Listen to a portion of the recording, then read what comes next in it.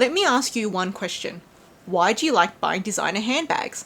And I'm asking myself this question too. And if you think about it, it's really quite a simple question, but yet I do not have a simple answer.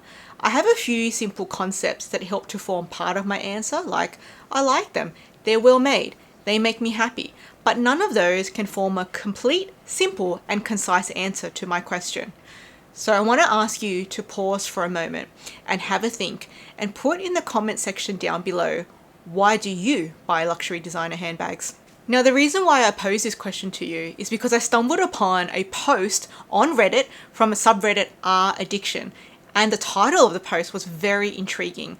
It was titled "A Few Thoughts from Someone Who Spent Way Too Much Money on Handbags for the Wrong Reasons," and it got me thinking, do I do the same thing? Have I also spent way too much money on handbags for the wrong reasons? And what is the reason why I'm buying designer handbags in the first place? So I'm going to read the post out to you and we can discuss it together. And I'll also have it linked down below if you want to see the post for yourself and all the comments underneath it. Now, bear in mind, this is an old post from 4 years ago, but I think when it comes to luxury handbag shopping, it doesn't matter if it's from 10 years ago or last year, the types of issues that we go through is evergreen. A couple of years ago, I got my first big raise, and with it, I made the classic mistake of wanting to upgrade my life. My clothes, my shoes, my cars, all got an upgrade. I always liked bags, though when I was in college, it was more like having several $20 bags in fun designs. As I got older, I became more picky, but I still stuck to a maximum budget of $300. After I got a raise, I bought my first Chanel bag, the classic Walk, for $2,500. I bought it thinking it would be a forever piece. A piece I could pass down to my daughter or maybe a niece if I never had children. It was beautiful and classy and I loved it. After that, I bought a few more pieces. And as my collection grew, my love for designer brands started dying down. And I'm talking mostly about Chanel and YSL in particular. And I think I hyped up these bags as top tier or holy grail in my mind. I've had a total of 6 Chanel bags, 3 of which I still own and 3 of which I've sold, including the Chanel Walk, which had a fraying issue on the strap. And honestly, that fraying issue made me snap out of the delusion. Yes, overall, my Chanel bags are vastly superior to my $300 bags I bought when I got my first real job, but not 8 to 20 times better. Furthermore, I think I let marketing lure me into the idea that I like logos, but in reality, I just don't. I never got a monogram bag or anything, but I do have a few bags with prominent logos now, and I rarely use them, in part because of the logos. If anything, after having these fancy bags with the flashy logos, I appreciate my understated bags more than before. I don't exactly regret buying those bags because I really do like the bags I bought. I did use them, but in the back of my mind, I know I bought them for the wrong reasons. And even now, I'm holding on to some of these purchases for the wrong reasons. And I'm mostly writing this post to give myself the resolve to finally sell these bags. I'm fortunate enough that I didn't put myself under massive debt to fund these purchases. But also, all of these purchases weren't good financial moves, even from the perspective of, if you love it, then it's worth it. I really liked and even loved some of these bags, but not to that extent. Thanks, Chanel, for letting me learn my lesson, but I don't plan on checking out your new collection. Okay, so let's break this post down into small chunks and we can discuss it bit by bit and how it relates to us and what we resonate with and don't resonate with. So back to the beginning. A couple of years ago, I got my first big raise, and with it, I made the classic mistake of wanting to upgrade my life. My clothes, my shoes, my car, all got an upgrade. This I can definitely empathize with. Ever since I started working full time, I've been slowly spending to upgrade my life. You know, previous to that, I was a student, I was living at home. I didn't have any agency in my own life to really make whatever upgrades I wanted. But once I started working, I had my own finances, I now became in control of that.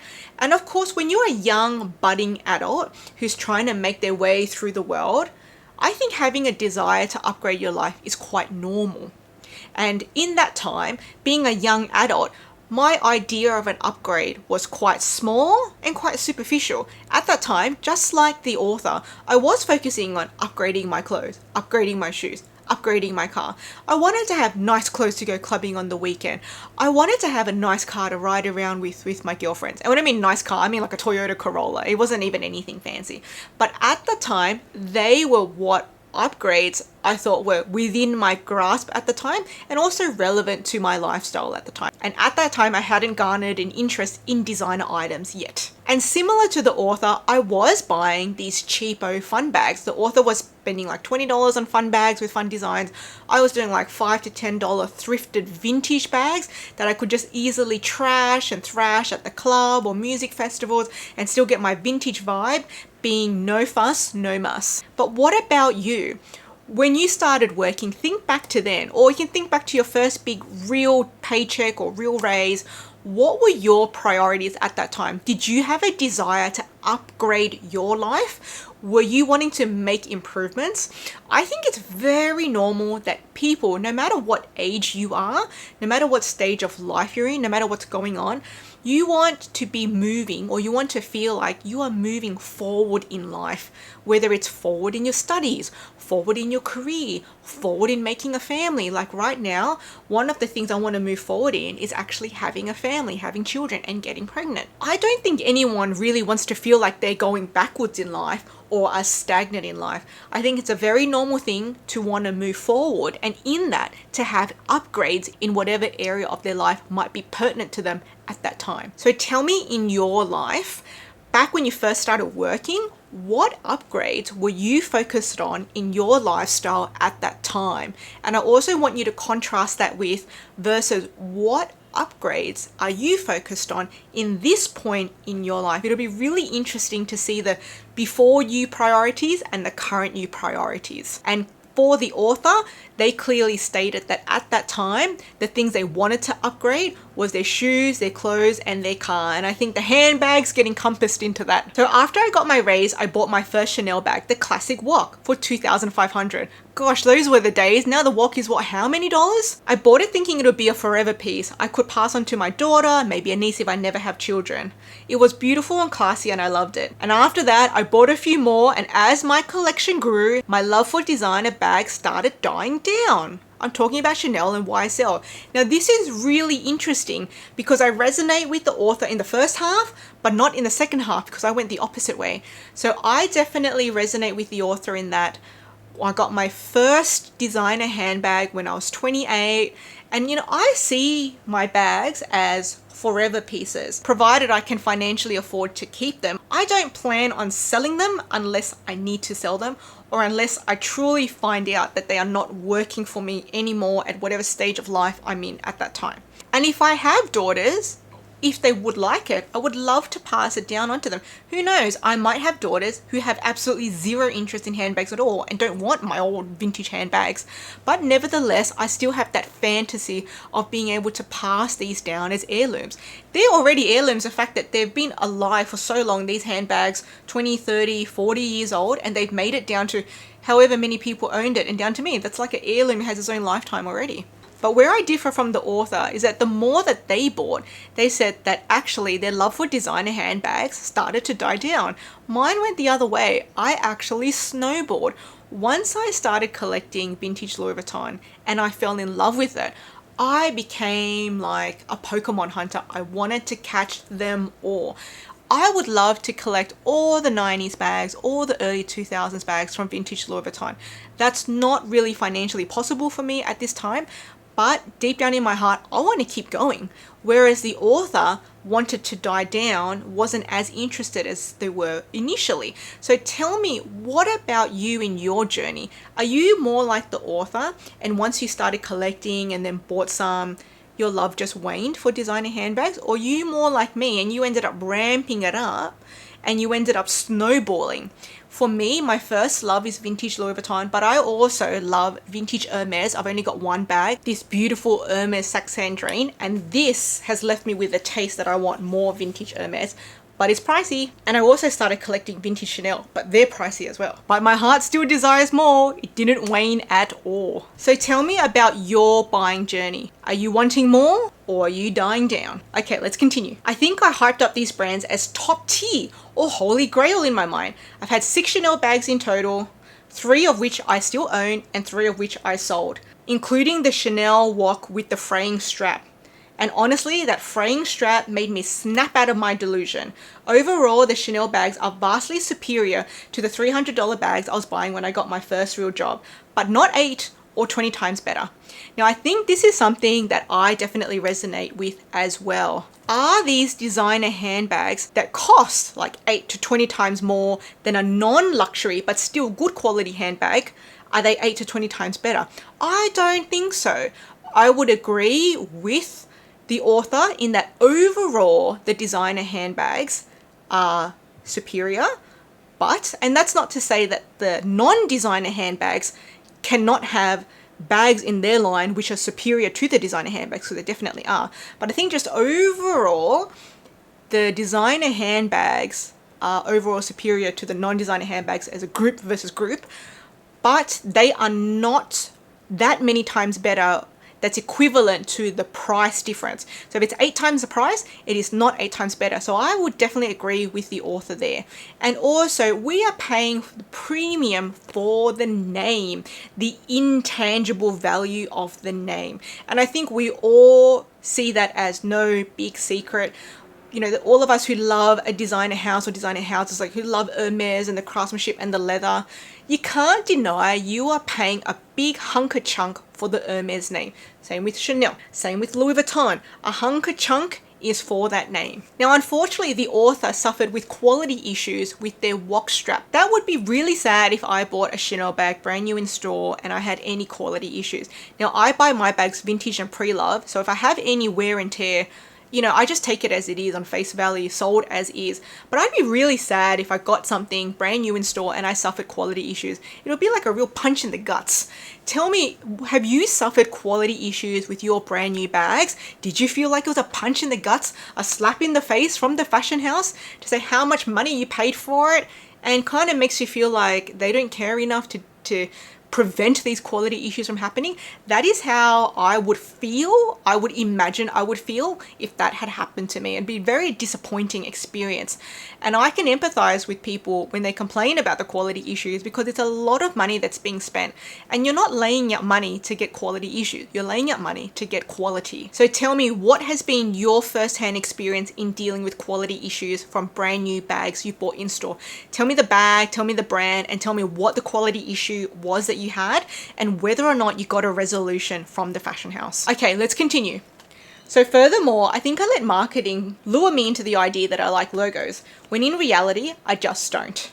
I never got a monogram bag or anything, but I do have a few bags with prominent logos now, and I rarely use them, in part because of the logo.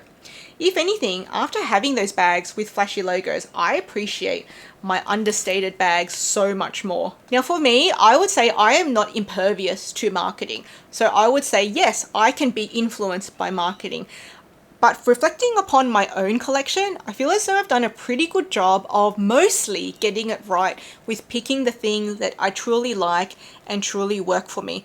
Now, I have a lot of bags, so I am not managing an even rotation of all the bags, and depending on the hot weather or the cold weather, my needs for the handbags changes. So my bags can go neglected for months and months at a time because it's not an even rotation all year. And when I get a bag that I prefer, or that's like a favorite bag, I will use that bag way more and end up neglecting others. But Louis Vuitton monogram is something that I don't believe that I've been like influenced to buy against my own likes. I believe I truly like the Louis Vuitton monogram because I feel like it makes my heart sing when I wear it. I really like it. I even tried the Celine, is it pronounced Macdama? I'm probably butchering that, but you guys know what I mean. So I had a vintage saddle bag with the Celine Macdama print, and I just never reached for it. So I knew, okay, well, that print's not for me. But I do like Gucci monogram, the vintage coated canvas monogram, and I like that pretty much the same as the Louis Vuitton. I like the Louis Vuitton a little bit more, but I also like the vintage Gucci. And I would also like to collect more of these too. Like all the 80s and 90s Gucci, I'd collect them too. So tell me, have you been influenced to buy something against your own likes? Have you been influenced to buy something that you found out that really, I just don't like this and I bought this because I was influenced? There's this whole topic of being influenced to buy things on YouTube. And I think that's like across the board, not just in the handbag niche. Could be kitchen gadgets, could be organization products. And a lot of people have found that they were influenced to buy something and they really did find out that they didn't like the thing. But I think reflecting on my collection, I've been able to keep my functional needs in front of mind when I'm choosing my handbags, and for the most part it's worked out okay. But I want you to reflect on your collection. Are there any bags that you've bought and regretted, that you were influenced to buy and it wasn't even something you liked? Please put it down in the comment section. It'll be really interesting to hear people's luxury regrets. And I think also, back to the topic of upgrading the lifestyle, what people perceive as upgrades they want can also be influenced by marketing. So you could be influenced to think a designer handbag is an upgrade you want because that's part of a flashy lifestyle. Some people think a big house is an upgrade they want because that is what the people around them they're doing, and it's very easy to get caught up in the keeping up with the Joneses mentality. And some people see getting a push present is a necessity because all their girlfriends got a push present from their husbands when they gave birth. And so they see it as neglect if they don't get one from their husband. So marketing isn't just for consumerist items. I think it also shapes what we imagine our lifestyles should be. And I would say that now, 5-6 years into my journey of collecting handbags, and now that I'm 5-6 years older than when I first started collecting handbags, my idea, what I want my upgraded lifestyle to be, has actually changed. So back then, I was just aiming small. So when I was just aiming for collecting this handbag, that handbag. But what I want now, more than handbags, is more time freedom, more time autonomy, and more financial freedom. And I think this is a goal that a lot of people also want in their life. People want to be in control of their time and how they spend their time and be able to do what they want to do in their time. And with that, you do need financial freedom to be able to afford yourself the luxury of doing that. So that is now my top priorities. I love handbags. I probably always will love handbags, and I will always probably try to set money aside to try to get some.